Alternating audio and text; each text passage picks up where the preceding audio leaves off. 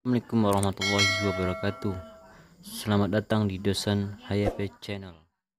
Saya akan mempresentasikan biografi dari Ibu Fatmawati. Fatmawati Soekarno lahir di Bengkulu pada 5 Februari 1923 dengan nama asli Fatma. Fatmawati adalah anak tunggal dari pasangan Haji Hasanuddin dan Siti Jadijah. Fatmawati sendiri konon masih memiliki garis keturunan dari kerajaan Indrapura Muko. Ayahnya Hasanuddin merupakan keturunan keenam dari kerajaan Putra Bunga Melaur, yang berarti putra yang cantik, sederhana, dan bijaksana.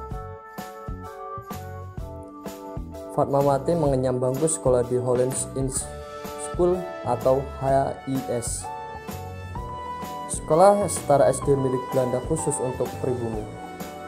Lulus dari HIS, Fatmawati melanjutkan pendidikannya di sebuah sekolah milik Muhammadiyah di Bengkulu. Di sanalah Fatmawati bertemu dengan Soekarno yang kelak menjadi suaminya. Saat itu Soekarno tengah mengajar di sekolah tersebut setelah dipindah dari tempat pengasingan di daerah Flores, Nusa Tenggara Timur ke daerah Bengkulu. Fatmawati juga dikenal sebagai gadis yang aktif berorganisasi. Salah satunya aktif di Nasyatul Asyiyah, sebuah organisasi perempuan yang berada di bawah naungan Muhammadiyah.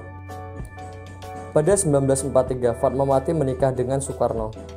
Karena posisi Soekarno tengah berada di Jakarta, sedangkan Fatmawati di Bengkulu, pernikahan tersebut diwakili oleh seorang kerabat Soekarno, Obseter Sarjono.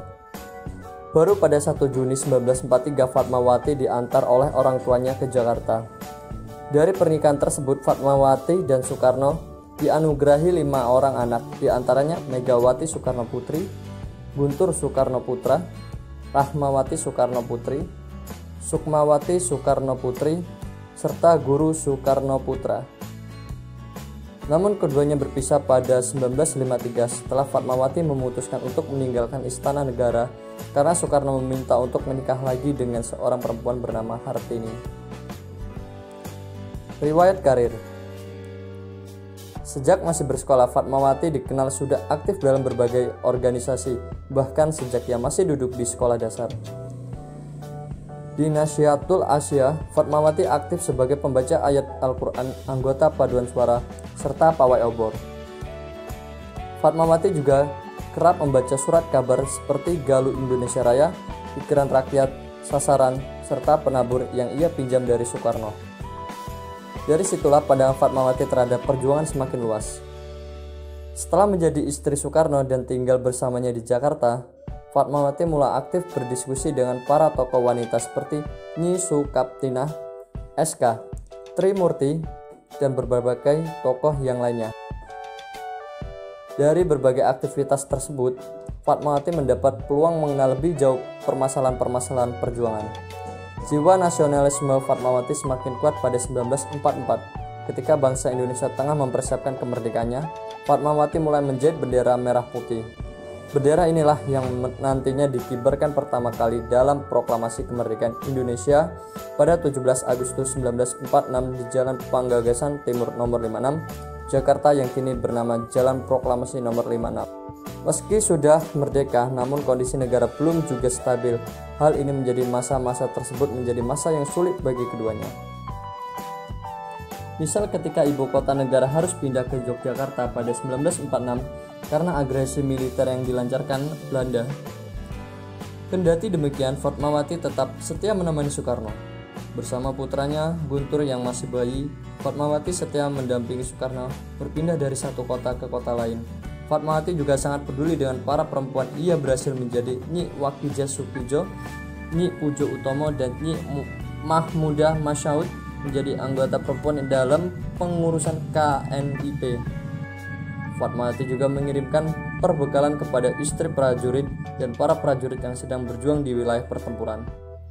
Pada 1951, Fatmawati ikut berjuang dalam merebut kembali dokumen, barang, dan arsip milik pemerintahan Republik Indonesia yang dirampas oleh Belanda pada medio 1945 sampai 1950 di Jakarta dan Yogyakarta.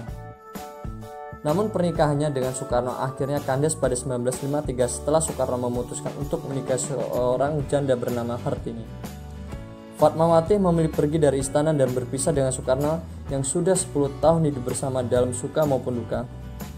Fatmawati juga memiliki peran sentral ketika ia memperjuangkan perubahan ex-kepresiden Bengkulu menjadi Provinsi Bengkulu pada kurun waktu 1965 sampai 1968.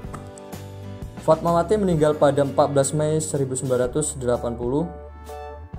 di Kuala Lumpur, Malaysia karena serangan jantung ketika dalam perjalanan pulang dari Mekah setelah menunaikan ibadah umroh.